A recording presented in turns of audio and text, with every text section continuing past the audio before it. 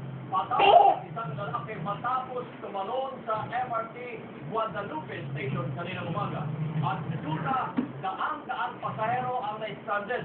Kumbinsido naman Tatlo eh. at MRT management na sinadya ng biktima ang pagtalon base na rin sa CCTV video. Nagpapatrol si Golan. Also, 15 ng umaga kanina. Habang paparating ang tren na ito ng MRT, mula sa unahang bahagi ng Guadalupe Station, biglang tumalon ang biktimang lalaki. Doon na nagkadulo at nahinto ang operasyon ng MRT. Ayon sa mga testigo ng pagdala pasahero ang biktima, alam pa rin tumasakit.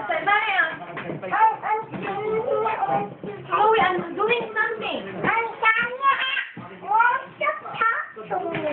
Apaya, Biktimang lalaki, hindi pa rin nagdudula. di ate mo nga, hindi mo mga ipakatungtong ni ate. Uy nga daw mo sumusumbat nga daw awan tikwa ang agwiring.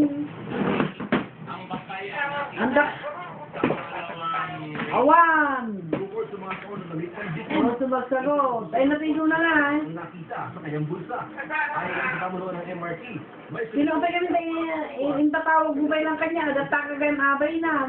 Yung paglalagay natin ng barriers din sa station. Kaya ikaw ang mapangkadyalat na padala ako kanya ni Jayan. May mga cost estimate, ready na natin na ipabibito. Wala bagsitan.